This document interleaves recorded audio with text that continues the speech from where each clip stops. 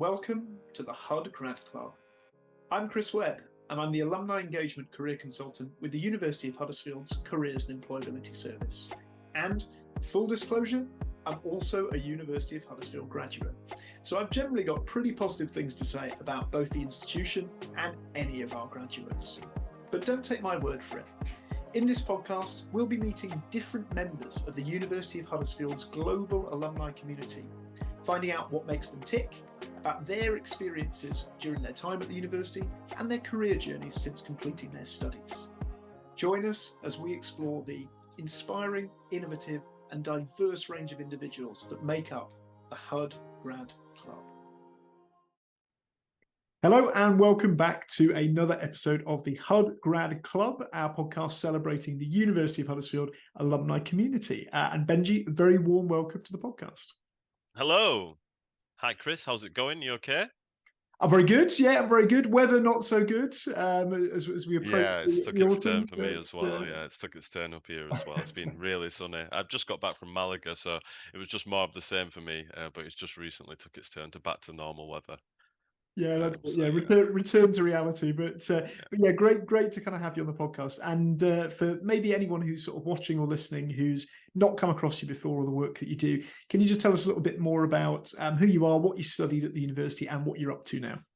Yep, 100%. So I am Benji Taylor or Benjamin Taylor. It depends. I let people pick what they want to call me. At Specsavers, I'm definitely a Benji. I'm Data Enablement Lead for Specsavers. I finished university. I think my graduating year was 2015, and I did software design and development. I think my role at Specsavers now is looking after all the data tools and things like that, offering a lot of support. I wear quite a few different hats at Specsavers now. So today, for example, I've been discussing some prototyping. A lot of my work involves devolving into various areas of Specsavers, for example. So we'll identify L&D, for example, as an area that's got loads of data, but they don't necessarily know how to visualize that or manipulate it or wrangle it how they'd like. So we go into their area and kind of work with them and pass us teachings along the way and things like that. But loads of different things I'm doing at the moment at Specsavers. I'm loving my role as well. Great stuff. I know we're going to be kind of digging a little bit more into that when we talk about your career journey a little bit later on in the podcast. Yep. So it's really nice introduction. But we start every podcast, as always, every episode with our greatest HUD story section. So trying to kind of dig a little bit deeper into your experience, your time at the university and some kind of special memories, from your time here. So I guess kind of as a starting point, what sort of brought you to the University of Huddersfield in the first place? And are there any sort of key memories you'd reflect, I guess, from your time here? Yeah, 100%. I mean, university for me, I see it as such a key thing in my career. I wouldn't be where I am without going to Huddersfield University. 100%. There's no doubt in my mind about that. Literally, the first job that I got out of university, the first thing was, did you get a 2-1 degree? And you would have literally been excluded from that point. So yeah, super key thing for me. I think I'm a bit of on the boring side of how I ended up at Huddersfield University. It's just my local university. I got accepted to all the local universities. I didn't really, when I left college, want to go straight to university. I was one of the people that thought, I'm ready to work. And I'm sure a lot of people leave college or high school feeling like that. But I found that I reached quite a few blockers in my career where I really needed a degree to progress at the speed that I wanted to. And that's why I ended up at Huddersfield University. Obviously, you guys have a really good computing courses and things like that. So it was kind of a no-brainer for me with it being so local. And I think key moments wise, I'd have to, and I think I'll mention a few others later as well. But the key moment for me is running across campus to deliver my final paper, to meet deadlines and things like that. I'll never forget running across campus in the rain, and it was probably slightly unneeded, right? I would have probably been let off because that's how it is. But yeah, definitely a key moment for me. And another key moment is at the end of the first year. I actually was discussing it with my father to pack it in. I was actually finding it quite difficult up until this point. in my education, I never really struggled. So when it came to doing coding, it was a bit of a shock to the system, to be honest with you. I dabbled with a bit of web development previously, but then I was thrown into the world of Java and C++ and C Sharp and things like that. So yeah, it was my father pushing me after my first year was definitely a key moment, not only for my Huddersfield, but for my career in general, because he managed to persuade me to stay on, and I wouldn't be in the role that I am today without that push. Yeah, and tell us a little bit more about that, I guess, that continuation after that first year of the degree at Huddersfield and how that kind of led into the career that you moved into. So did things kind of get better, things improved, I guess, after that first year, that initial Yeah, job? 100%. It's just, you've got to get your head down. If you're taking a computing degree, there's definitely going to be some difficulties that you find along the way, unless you're one of these lovely people that did loads of programming prior to university. Unfortunately, I wasn't in that bag of people. But yeah, it 100% got better. I got a lot of support. I reached out to a few of my tutors at the time as well, and discussed all the difficulties that I was having around that, and got a lot of support around there. And also the people that I was, in the classes with. We were all kind of in the same boat. So that when you get support from other people in your group and my project team, so Joe and Billy as well, it was kind of not working together because obviously it's your own piece of work that you've got to deliver, but attending support groups, figuring stuff out, and going to the library and doing long hours as a group is much easier than doing it solo, right? And you mentioned, I guess, there as well that the degree itself kind of had that quite significant impact on your career. So, I mean, tell us a little bit about that. How did the kind of degree, I guess, how has it sort of helped you to get to the stage you're at now? And I guess, what was that transition like, sort of, when you came to the end of the degree, then sort of moving into the workplace? As it was something that you said you wanted to do anyway. You felt like you were quite work ready. Yeah, 100%. The degree, like I said before, I wouldn't be in the position I am without going to the university. The transition as well, because of the support that you get with like building up your CV, getting yourself ready for interviews and stuff. I got those from Huddersfield University as well, so that massively helped. One thing which I'd recommend to everyone is doing a placement year. That actual on-site business experience, although it might not be exactly what you want because you're kind of fighting for placements at the time, it's been doing a 9 to 5. That kind of comes to a shock to some people at the end of university, but because I've done a placement year and because I've worked before university for a year as well doing apprenticeship, it came really easily to me. I was ready to roll off, ready to be out of education and kind of, flying my own flag. And am I right in saying that your placement kind of led to a role with that employer, sort of following the Yeah, degree? 100%. Yeah. So my placement year was great. Massive shout out to Flexitalic. I loved all my time there, and I had a really good leadership there. Mm, I've said something today that I got from one of my bosses there, Stephen Flukes. Success is in a standardized procedure, and I mm, don't think I'll ever not use that. I do that in my day to day. Everything that I do is a standardized procedure. I'll start the day with a to-do list and things like that. mm, But yeah, so I started my placement year. That was great. I rolled off that and went back to university. I think I lasted around a month before they gave me the call and asked me to come back and do like part time as well during my mm, final year. So I was one of the fortunate students that weren't short of money as well because they were putting a bit of money in my pocket as well. So that felt great. Because I was able to, apply a bit of my teaching to the placement, and then they gave me a full time role straight out of university as well. So again, in that sense of I didn't have in the back of my mind, what job am I going to be getting? mm. And things like that. I already knew where I was going to be going to. So yeah, it all fit really Yeah. well with the placement. Yeah, couldn't have gone any better, really. I mean, that's great to hear, and I guess reflects what a number of our sort of guests on the podcast have talked about when it comes to the industry placement year in terms of setting you up so well, as you said, Yeah. understanding what it's going to be like in the workplace, building those professional skills, building those connections that, can kind of open doors once the degree's finished. I'm interested to find out, that role that you started with Flexitalic in the placement year, you continued working with them after you finished. Is that similar to kind of what you're doing now, or has your career taken a bit of a different pathway since the end of the career, I guess?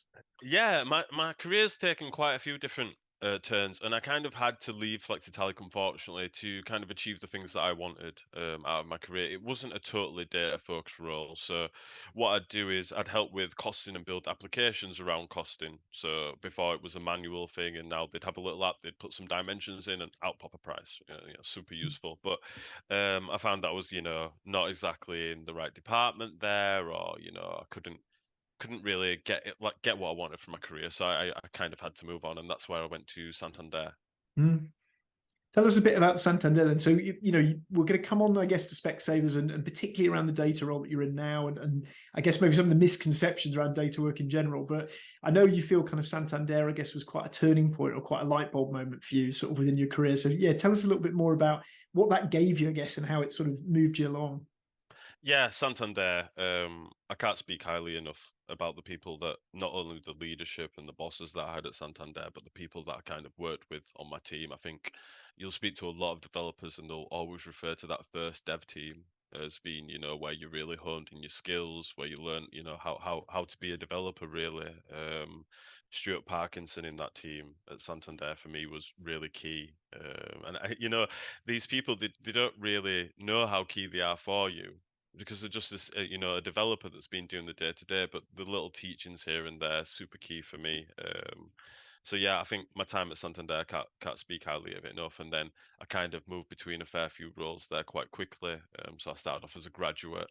I went to developer, then senior developer, and then across to like management data and things like that. I got my first taste of like leadership there. So I had my own junior and graduate, starting to lead my own little projects and things like that. So the opportunities were there for me at Santander, which was great. And I feel like, just me as a person, wherever I worked, I see loads of different opportunities. I just I'm a yes man, right? You read loads of things on the internet about potentially not being a yes man's the best thing, right? And sometimes it's good to be a no man, but I'm 100% a yes man.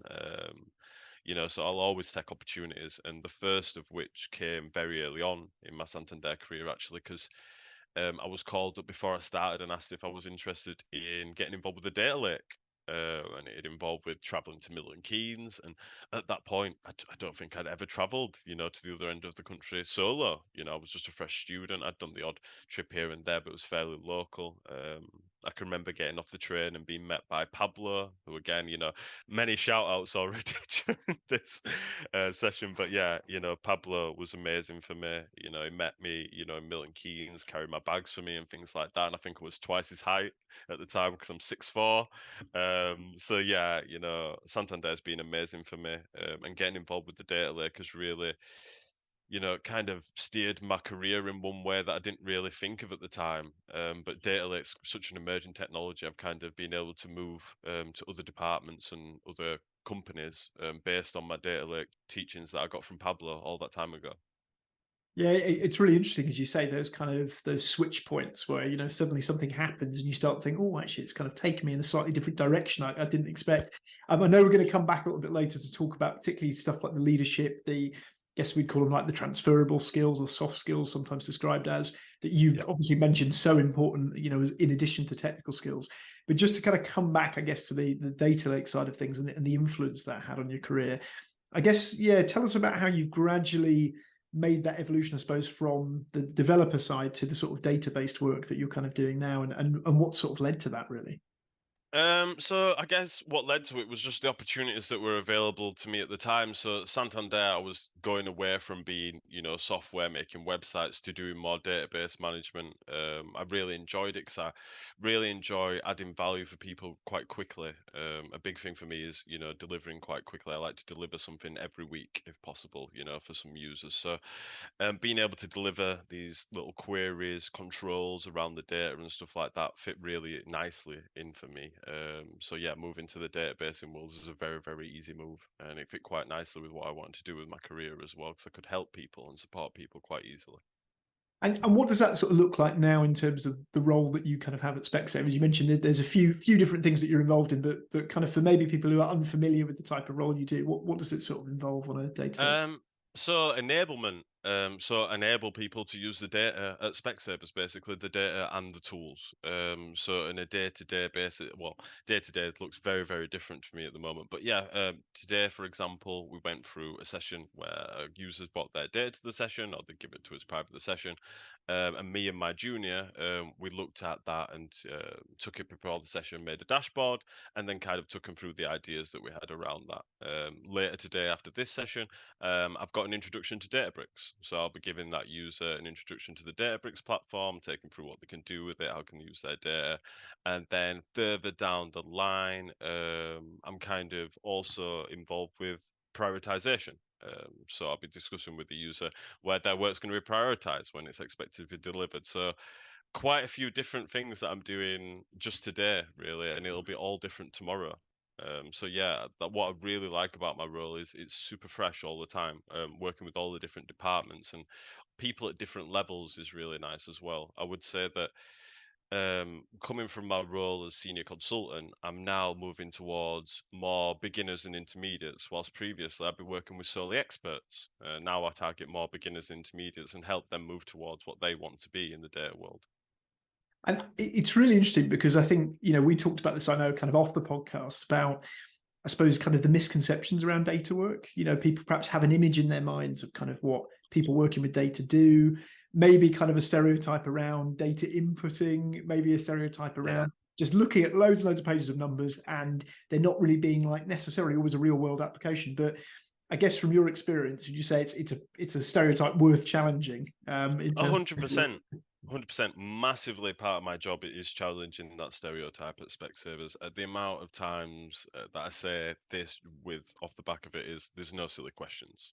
I say that all the time in my sessions, and I think people have I don't know if fear is the right word to say, but this misconception around data that it's really difficult. But the tools in today's world, you can go all the way to the point of it being no code, and it's drag and drop. These things are available to everyone. And I think as well, the learning platforms that are available to users now, Data Camp, Udemy, there's loads. And I mean, if I even go back to my time at university, a lot of the things that I learned outside of obviously going to the courses and things like that was YouTube, Stack Overflow. So there's lots of things that people can pull from, and with the massive uprising of AI as well. I really do think people should, if they've got any interest in data or data which is lying around that they're manually manipulating in Excel, what I would do is hop over to an AI tool and see what the AI suggests. Because the AI is going to make a really good suggestion. It's going to be able to not only do that, but it's going to be able to take you through the steps on how to achieve it as well. And I mean, we're going to see that hugely accelerated, aren't we? When you have 100%. platforms like Google Duet, Microsoft Copilot is going to be built into some of those tools like Sheets, like Excel moving forward. I think that's going to be really interesting to see. And I think you're absolutely right around the perhaps kind of fear or sort of ignorance of sometimes people feeling like, data, I don't understand it, so I don't really want to touch it. But I guess with a lot of your job, it's kind of persuading people that, you will get a benefit out of this. It's going to help you in your job. It's not something to be feared, but something to be used, I guess, to benefit from. Yeah, 100%. I mean, I say this a lot, not just in this role, but the world runs on Excel, right? In my experience, everyone has got spreadsheets. If you're a person which can take those spreadsheets, make some lovely visualizations, or get rid of some of the manual elements, you are extremely valuable to so many businesses across the world. No, I think it's such a good point. And to come back to kind of something you were mentioning earlier, I think about skills, I guess you picked up through Santander. I know you're also kind of a big advocate of technical specialists like yourself also having those people skills, those communication skills, because just having the technical skills, if you're in a role like yours where you've then got to perhaps work with beginner and intermediate level users who need to understand it on a level that makes sense to them, it isn't going to happen unless you've got that mix of skill sets. So tell us a bit more about that, I guess, why you're such a passionate advocate of having that mixed skill set as a technical specialist. Yeah, no problem. I say this a lot as well. What I say to people is if you are a 10 out of 10 technical person, but you're a 2 out of 10 people person, what are people going to see you as? Are they going to see you as a 10 out of 10 or they're going to see you as a 2 out of 10? It's going to be more towards a 2 out of 10 because it's hard for you to articulate yourself on calls and do things like this, have a nice podcast and things like that. I can't stress the importance of this enough. I think, having the soft skills is something which It's slightly touched on when you go through education, but I think for me especially, it's a bit of a shock of how important it really is. Just as important as your education, being able to articulate yourself, go to presentations, um, just the way you are at work. I find people are quite shocked by my positivity. Someone asks how I am. I'm always great. Literally, that is my response will be, I'm always great. I'm super positive. I want people to feel really relaxed in my sessions. And I think my role being in enablement, I need people to feel like I'm the person they can ask the silly questions to. And I always try and be like, even though I am really knowledgeable about the technical things, I don't want to be using loads of jargon and words that make it seem complicated. So I make it seem really, really easy. I want people to be relaxed during the sessions, and I'll usually always pitch that during the first time I meet someone. I want you to, if you're ever having to deliver something outside of these sessions, to feel relaxed. You've got your day to day to do at the end of the day, and we're asking you to kind of change your role. So someone that's been manipulating an Excel for the past 5 years and they're getting paid to do that, we're asking them to change their role slightly, right? So yeah, I kind of want people to feel super relaxed and super easy when it comes to my sessions. Yeah, it's great advice. I know we're going to kind of come back to some of your sort of underrated career advice a bit later on as well, but I think it's such an important point, as you say, around how you're kind of perceived by people. You could be the best technical specialist in the world, but if it's not immediately accessible to maybe people that don't have that level of expertise, they're going to really struggle to engage with it. And as you said, maybe not feel comfortable, feel even more daunted. Whereas, as Yeah, keywords enablement, I guess, with your role, isn't it? It's enabling people yeah, to feel, comfortable with the data, feeling like they can use it, feeling that, they might want to go on and continue talking about that topic even when you're not there. So I think it's, such a good point. And before we maybe come back to that sort of that underrated careers advice, because I know you've got a couple of other things to share. I guess throughout sort of the comments you made so far, there's been common thread, as you said, of learning from people, lots of kind of leaders, lots of sort of figures who've kind of inspired you or you've taken lessons from, when it's been related to your career journey so far. So I know plenty of shout outs already, but any other shout outs you'd like to give on the podcast while you've got the opportunity? yeah, 100%. And like you touched on there, I think it's so important to see everyone that you work with as being someone you can learn from. I think especially within the data world, with everything that's coming out constantly, like we talk about this wave of AI, you need to be out there learning all the time if you want to stay relevant. I'm always trying to pick up the things, like I'm doing a course on ChatGPT, for example, and things like that. So yeah, can't value that enough. But other shout outs, it's very, very hard for me to keep this list low. I'm very, very, very fortunate in my time to work with lots of really good leaders. But Pablo Cala, that I already mentioned, Stephen Greenwood, Raymond Headley, Mark Izard, and Kadeep was super, super good for me at Santander. I wouldn't be the professional that I am today without the teachings and the opportunities that those guys gave me. So yeah, a massive shout out to those guys. Everyone at my time at Flaxitelic as well, the opportunities that they gave me during my placement year and the confidence that I got from that role as well has been super key for me. And then if I go even further back to my time at Enterprise, just a shout out to Eileen Carr, because I think even though that was probably my least data role that I've ever done, I was a customer liaison officer for the gas networks. So I would support him with when they do loads of renewals and things like that. People have problems. That speaking to people was such a key part in my career, and it's made me so much better at presenting and things like that in today's world. So yeah, it's super big shout out to Eileen as well. Yeah, it sounds like some well worthy kind of shout outs there. And I think, as you said, I could go on. I could go yeah, on yeah, forever. well, that Yeah, links back to your points, doesn't it? As you were saying about yeah, learning from everyone that you've worked with, but also that, as you said, the benefit of not just the technical skills, but the other skills you pick up from people. Yes, you might not be in a data related role, but those kind of customer focused communication skills, obviously hugely valuable with what you do now. So it's, as you said, all connected in that way. Which brings us on kind of quite nicely, I guess, to our underrated careers advice section, where we ask each episode, for any kind of nuggets of wisdom for any students or graduates who might be kind of watching or listening that you've taken from your experience, from your career journey so far. So any additional underrated careers advice you'd like to share with us today? take the opportunities that are kind of scary. Those big presentations and things like that, don't shy away from them. I think in today's world, you can say no to things quite easily. So yeah, I would say try and say yes to as many opportunities that come your way. Some of them are going to be a bit scary, like a big presentation, but they'll always go fine. Don't worry about it. I can remember doing my first presentation and my hands shaking with my little notebook in front of me. So yeah, I've moved on a lot since then. Um, I would say it's much easier to get an external move than it is an internal move. So in my experience, this might not be for everyone, obviously, but in my experience, you're going to be asked to jump through a lot more hoops to get an internal move. You're going to be filling out spreadsheets. You're going to have to go through all these goals.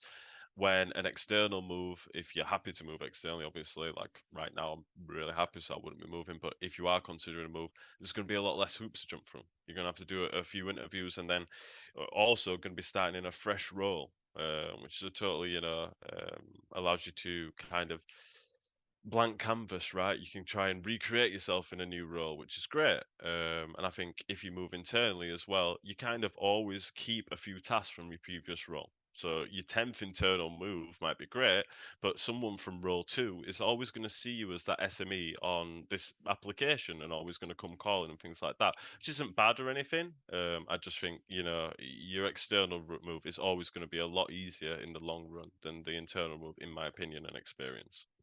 And it's great, to be honest, to have that sort of juxtaposition, because our last podcast that went out, I think last Wednesday, that went live with Roger Chapman, he was talking about how he kind of developed within the same company over 30 years. It's great to have these different perspectives, because as you say, there's no right or wrong, but it's really nice to have that different perspective of how you might take advantages from those external moves. Because I know for a lot of people, there can sometimes be that hesitance of, do I leave what I've got? Do I twist? Do I try something new? But as you say, there can be so many benefits to doing that, compared to potential internal moves. So I think it's great to kind of have those two different perspectives in relatively kind of recent podcasts. That's great, Benji. Honestly, I think we've covered so much there kind of within the episode in terms of advice, reflections from your experience. I think really, really valuable for any students and graduates who are watching or listening to the podcast. I guess if we have had people who've been watching or listening who want to find out a little bit more about you, about your work, where's the best place for them to find you? The best place to find me is LinkedIn, and I guess this is some advice as well. LinkedIn is a super powerful tool for people that are looking for jobs and students that are coming out of things. Get your profile up and running. You can do the little free exams as well, which kind of show off your skills as well there. So yeah, I can't recommend that enough. But if you ever want to reach out to me, I'm always looking to actively collaborate on things outside of work. Please feel free to contact me anytime on LinkedIn. I was offering advice to someone outside of Specsavers this morning on data, so yeah, give me a nudge anytime. Always happy to support. Oh, brilliant. Fantastic offer. Well, what we'll make sure we do, so if you're watching or listening to the podcast, if you're watching, you will see Benji's LinkedIn details flash up on the screen as if by magic. And if you're listening, you'll find the details in the podcast notes on Spotify. So that kind of takes us very nicely to the end of the podcast, Benji. So thanks so much for giving us your time today. Thanks for becoming the latest member of the Hud Grad Club. And obviously, we wish you all the best with everything moving forward. No problemo, Chris. Anything that you need from me anytime, I'm always here to support. I'm a massive fan of the podcast, as you already know. So just give me a nudge anytime. Thanks for your time as well. Thanks so much. Take care. Have a great day. Take care.